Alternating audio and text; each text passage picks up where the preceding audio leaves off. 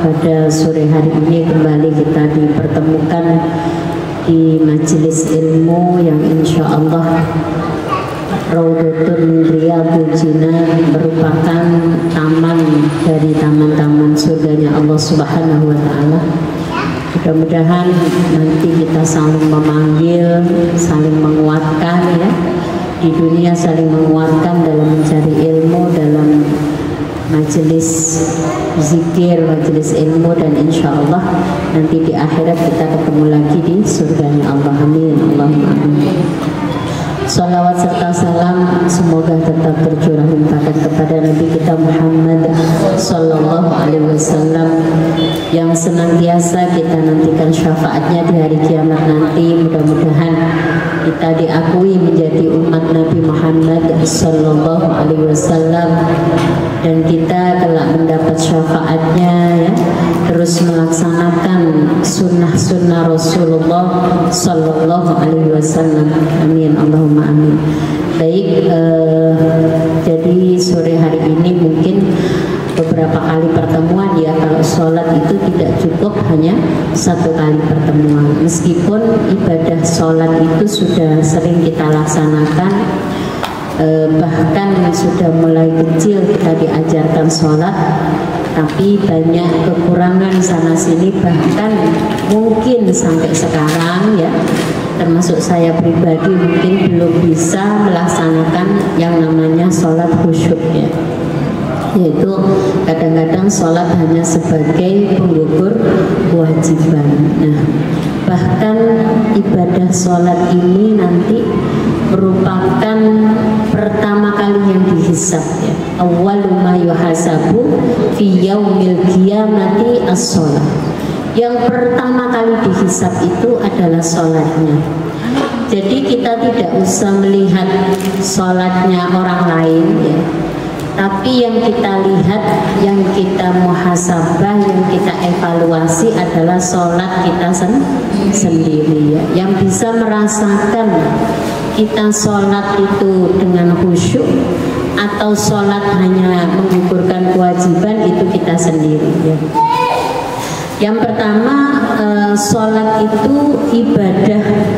As-sholatu ibadatun tatazammanu aqwalan wa af'alan. Sholat itu ibadah yang mengandung atau yang terdiri dari apa? Aqwalan wa af'alan, yaitu ucapan dan perbuatan. Jadi sholat itu ibadah yang menggunakan lisan dan perbuatan kita, yaitu yang apa? Maksusotan, yang tertentu, maksusotan yang tertentu.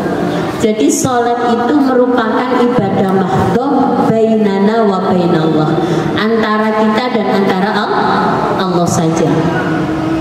Jadi kalau kita pernah sama saudara atau sama teman bilang ini antara kita berdua ya, nah ya kita ngomong rahasia lah ya, atau sama suami atau sama ibu kita, pokoknya ini kita aja ya, pernah nggak kayak gitu? Nah ini kita saja, artinya saya sama Allah saja, itulah sholat.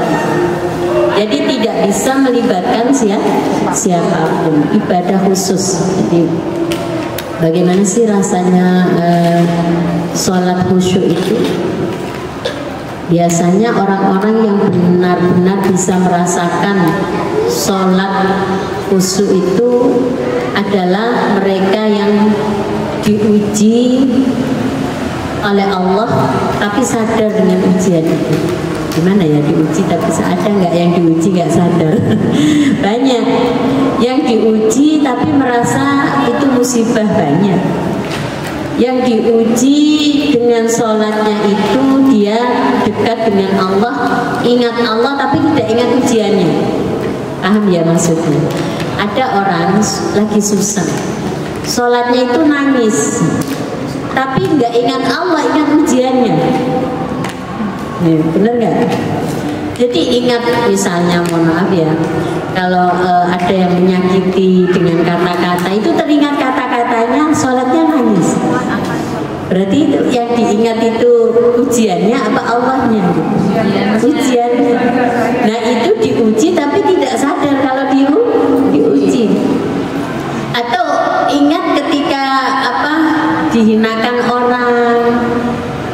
sesuatu ya, yaitu tadi dengan kata-kata yang banyak itu, karena lisan ini memang sangat berbahaya ya.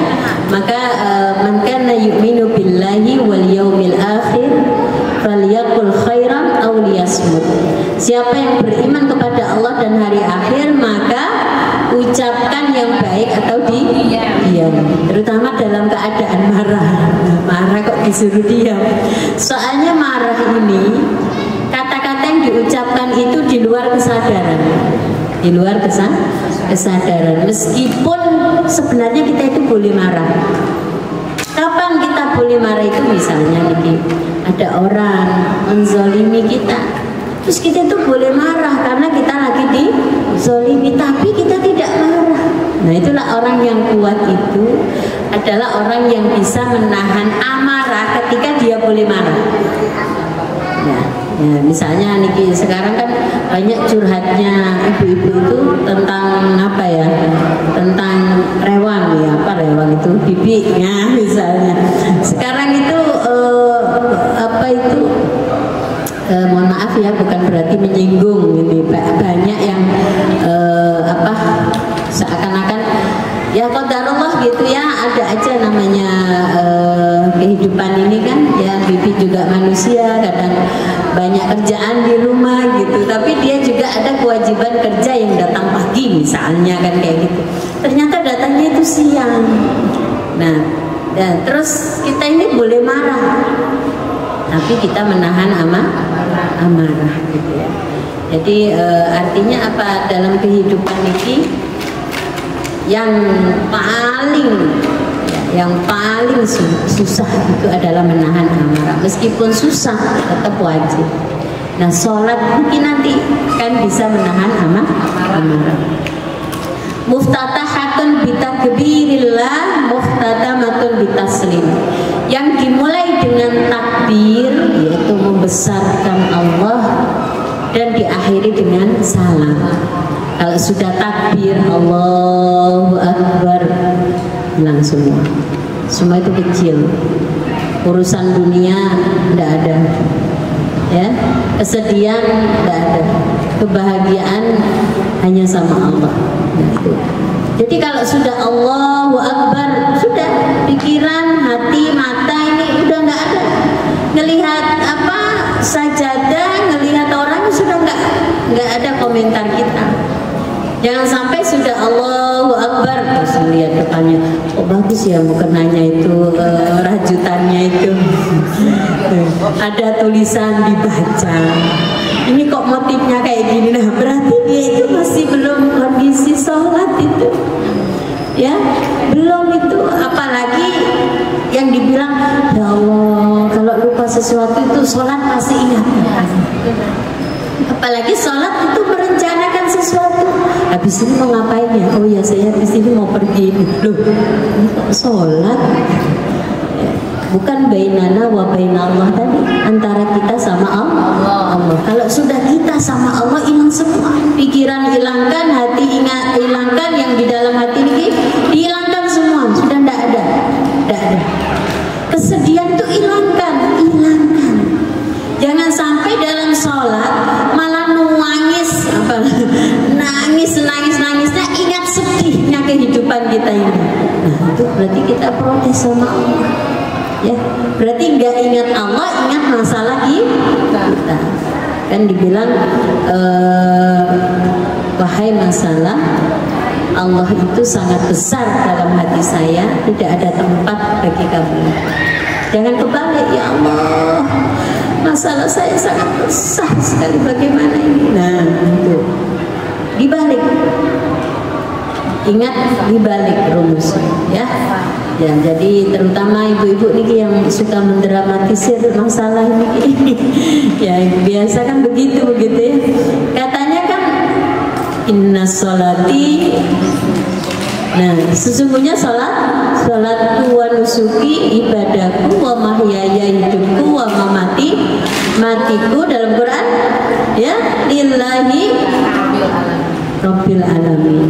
Yang benar hidupnya untuk Allah, matinya untuk Allah, ibadahnya untuk Allah. Tapi pas hidup ya lagi tersakiti sebentar aja udah. Nah, berarti kan nggak untuk Allah tadi hidupnya nih, untuk dirinya sendiri. Kenapa?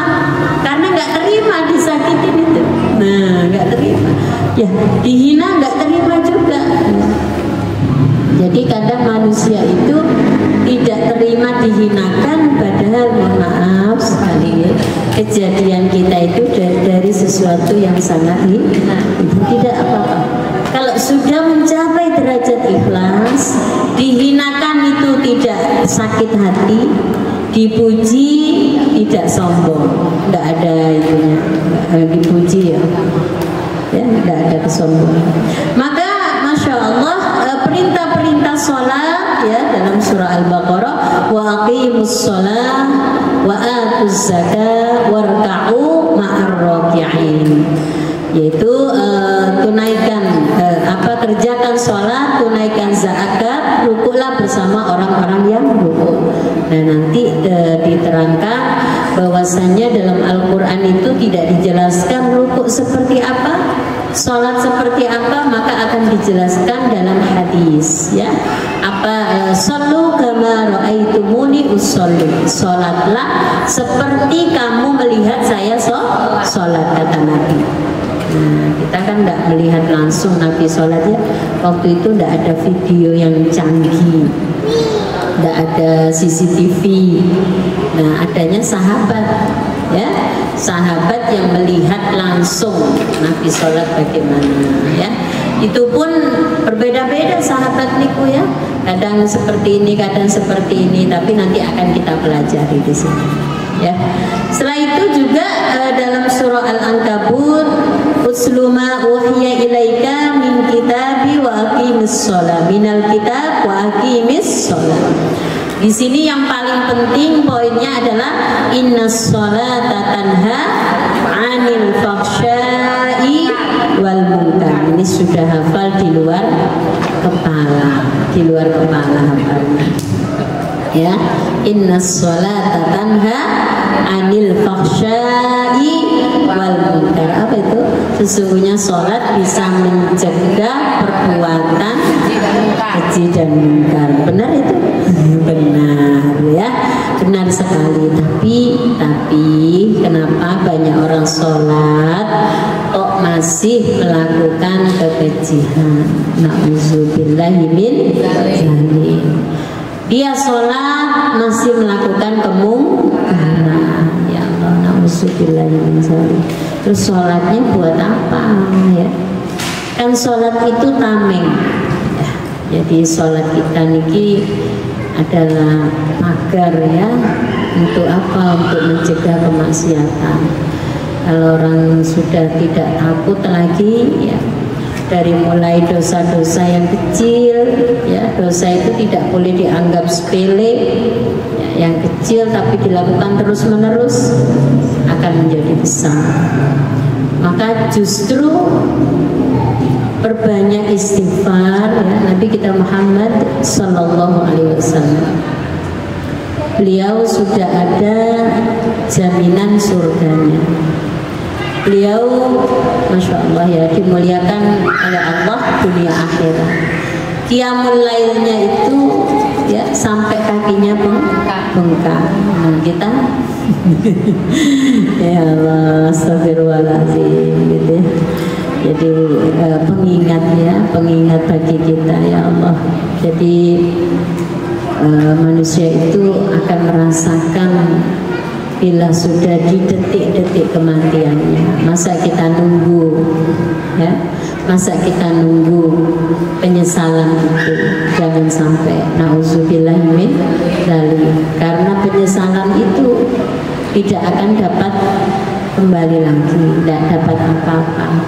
Apalagi sangat mudah bagi Allah ya, sangat mudah bagi Allah sebenarnya untuk menghancurkan orang-orang yang bermaksiat, sangat mudah. Tapi kadang Allah tangguhkan ya, Allah undur lagi, ngasih kesempatan lagi ya. Jangan jauh-jauh, kemarin sangat dekat dengan kita ya, musibah banjir sangat dekat dengan kita ya Allah. Kalau Allah mengendaki ya.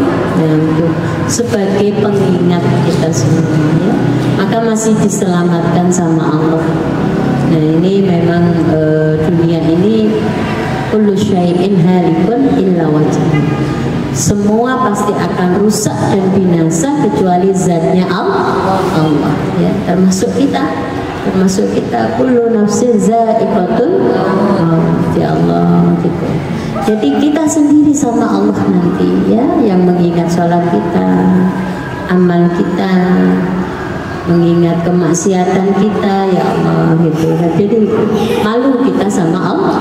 Hafizu ala sholawati was sholatil wusta wa qumu lillahi qanitin. Peliharalah semua sholatmu ya, dan teruslah sholat wusta dan berdirilah untuk Allah dengan khusyuk sekali lagi.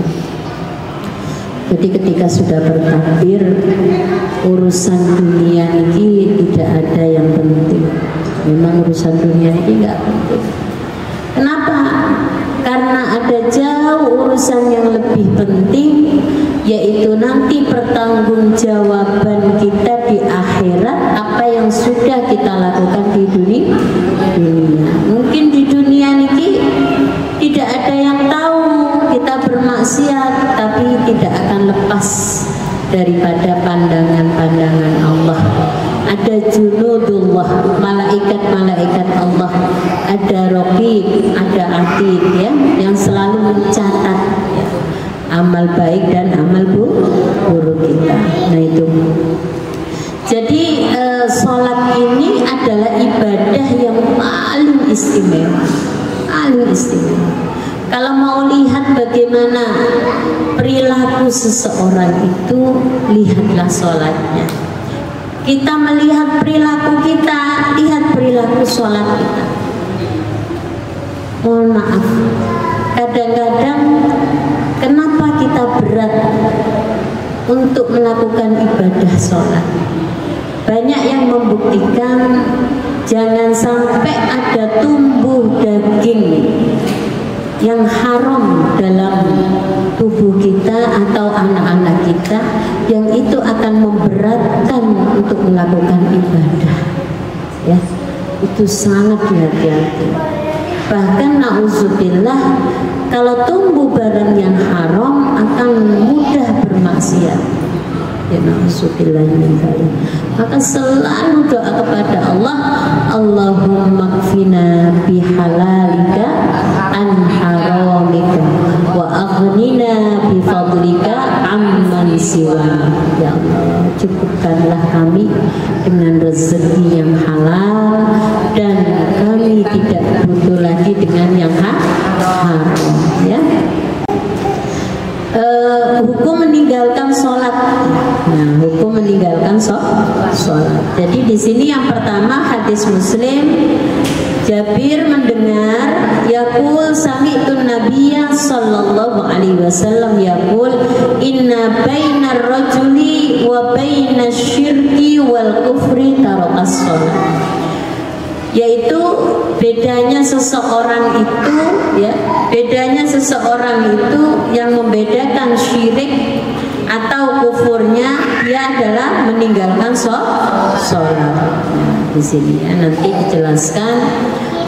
Orang yang sebagian ulama mengatakan dalam hadis ini juga disebutkan bahwasannya apa,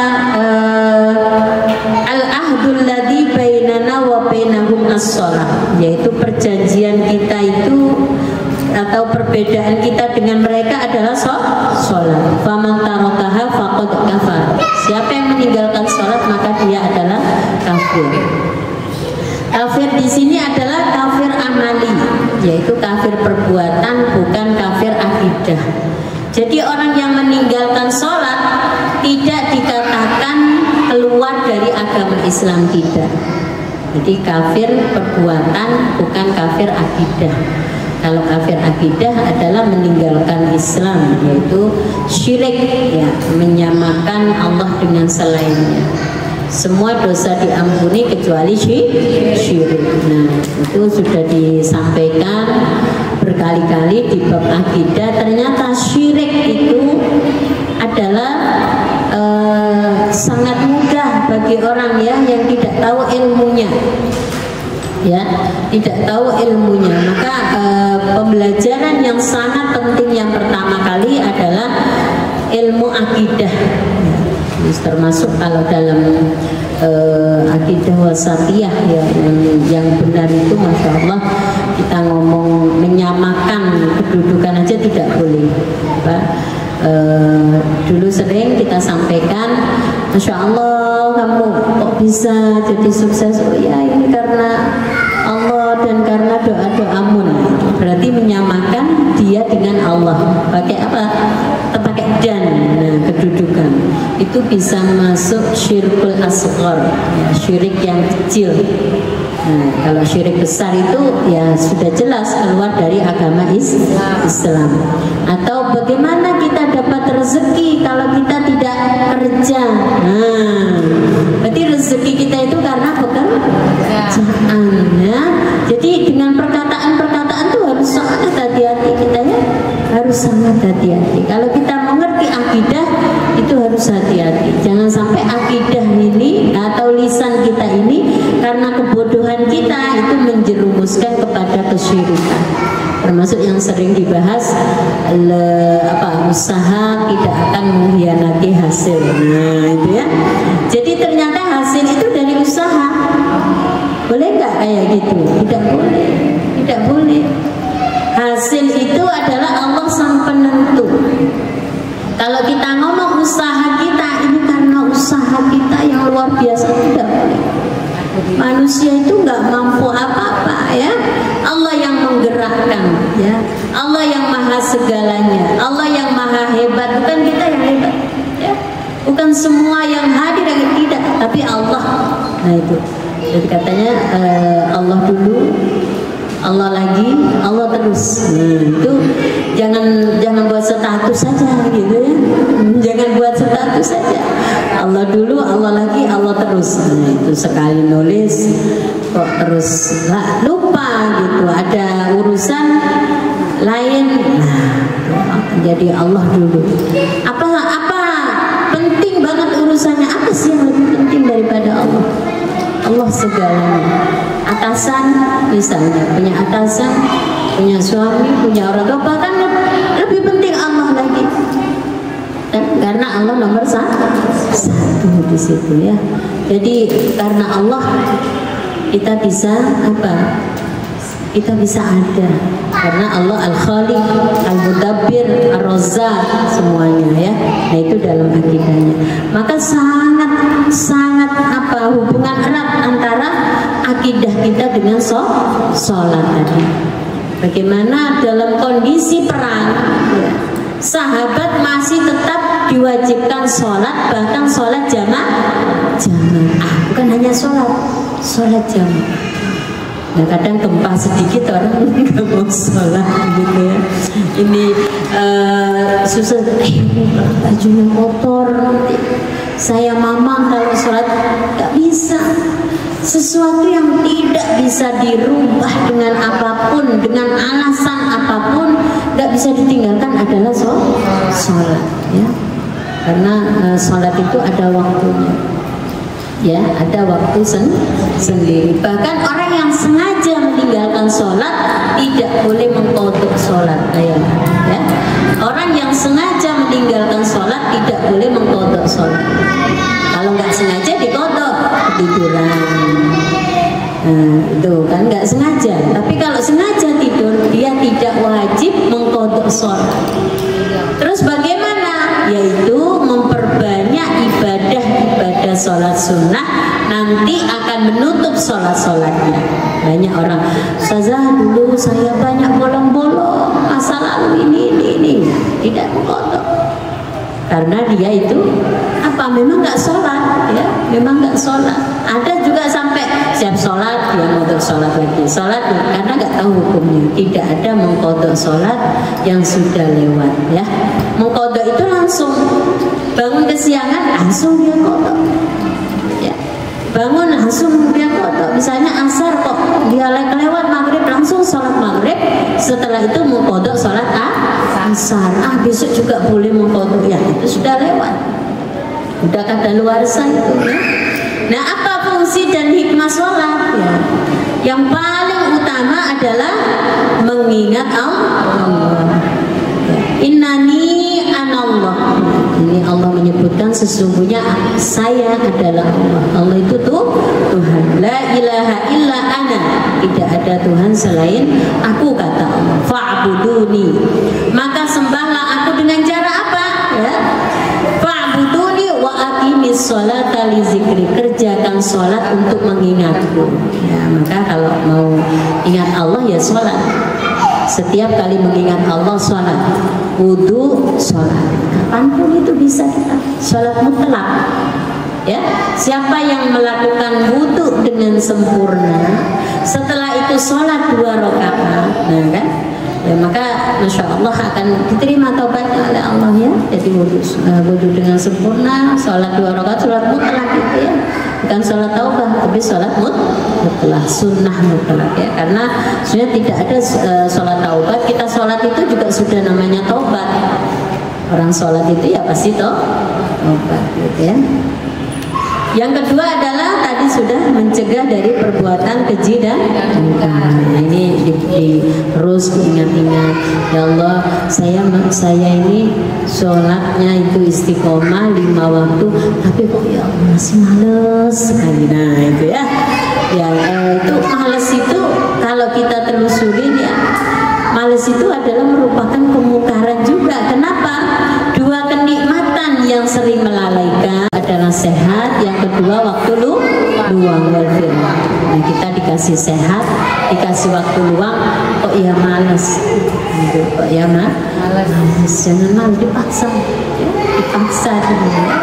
Ibadah itu katanya ikhlas kok dipaksa, kalau nggak dipaksa itu nggak mau ibadah ya, dipaksa dulu, lama-lama akan ikhlas sendiri. Penolong bagi orang yang beriman, wasta'inu bisobri wassalah ya. Wa innaha lakabiratun illa 'alal khosyi'in. Jadi minta tolong dengan apa?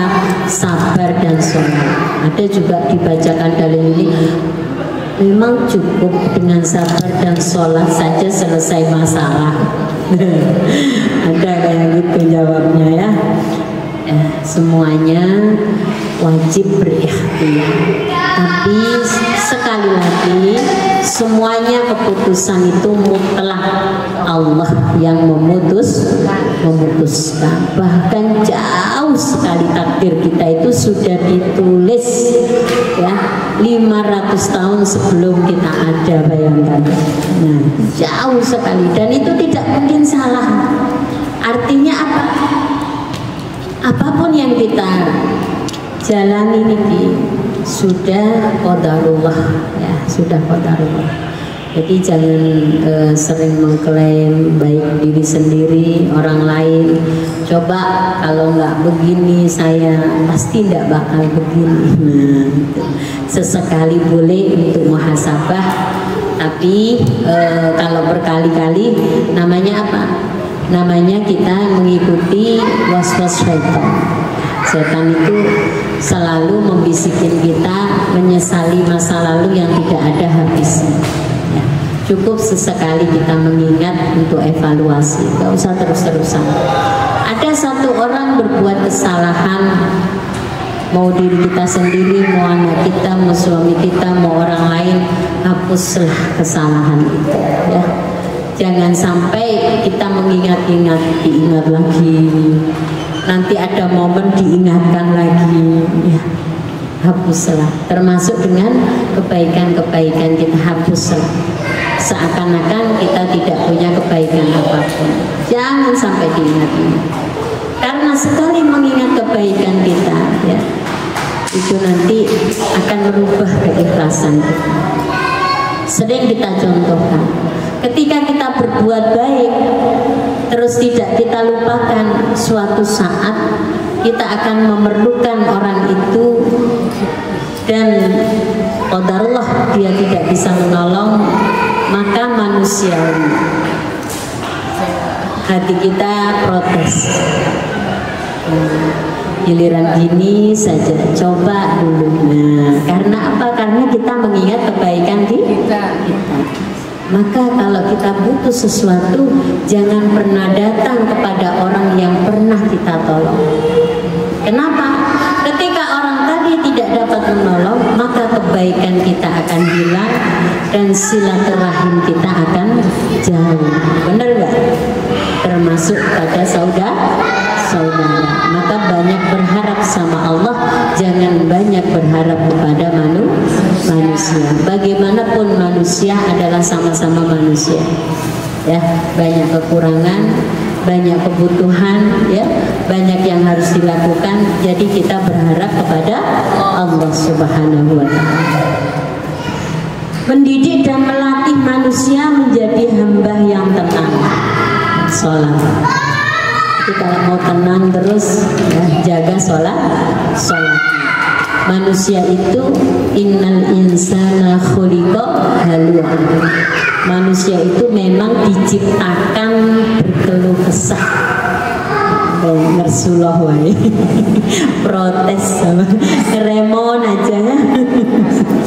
Dikasih masalah juga protes, ya. Dikasih kebaikan itu medit apa itu? Pikir ya.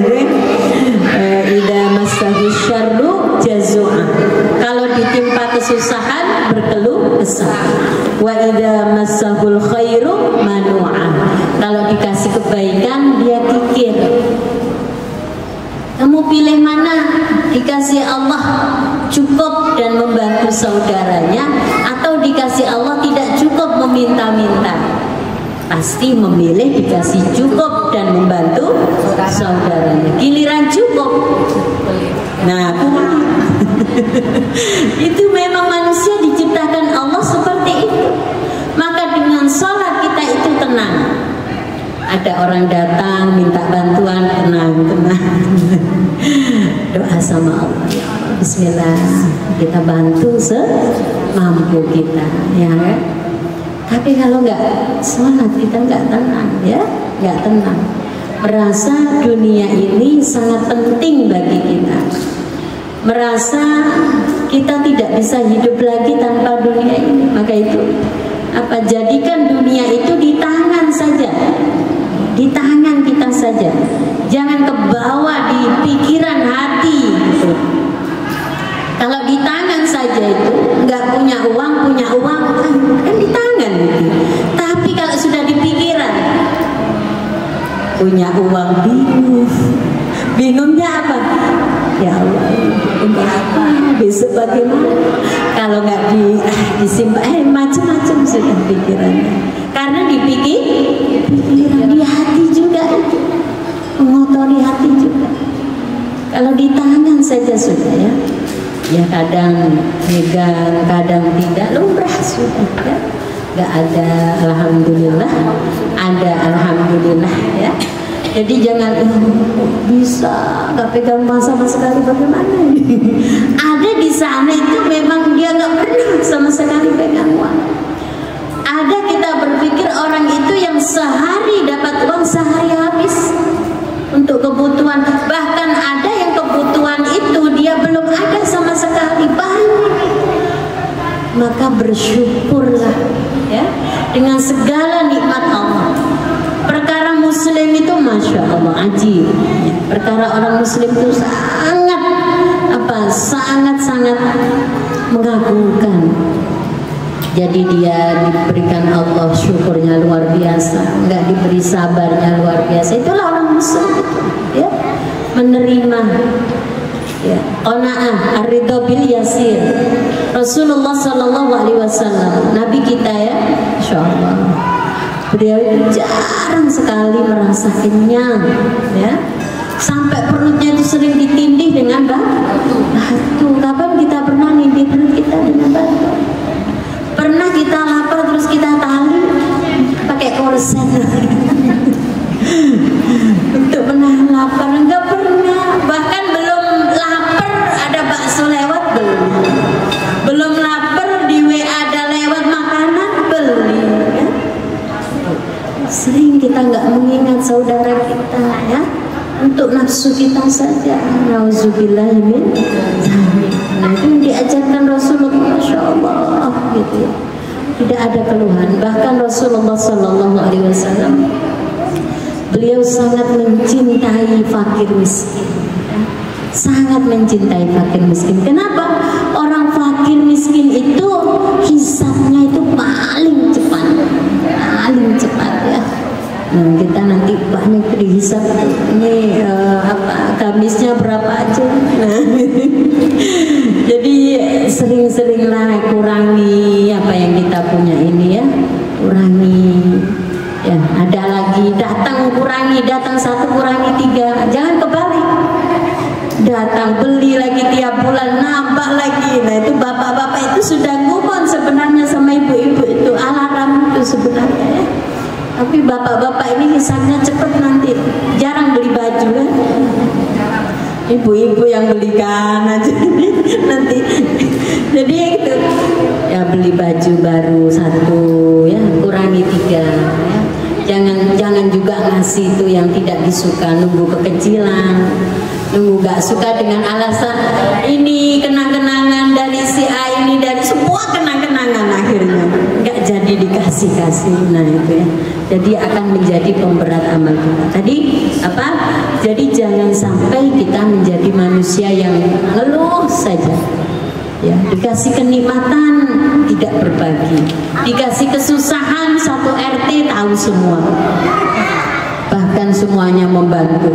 Giliran ada keluarga, ada teman, ada tetangga yang susah, diam saja. Nah itu na'udzubillahi min dzalik. Ini bukan ciri-ciri orang muslim.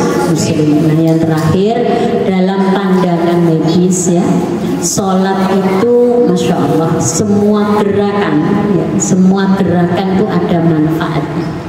Dan ini bukan hanya sabdanya Nabi, tapi sudah dibuktikan dengan apa ilmiah kedokteran. Jadi Masya Allah, terutama ketika kita sujud ya, ketika kita rukuk ya, itu kesehatan luar biasa ya. Jadi dengan sujud itu kita menghambakan diri, kita merasa paling rendah, tidak ada kesombongan lagi ya. Jangan ngomong saya ya, saya ini adalah, nah, artinya apa? Kita ini bukan siapa-siapa, bukan apa-apa. Jadi semuanya di mata Allah adalah sama. Innallaha la yanzuru ila ajsamikum wala ila suwarikum walakinallaha yanzuru ila qulubikum.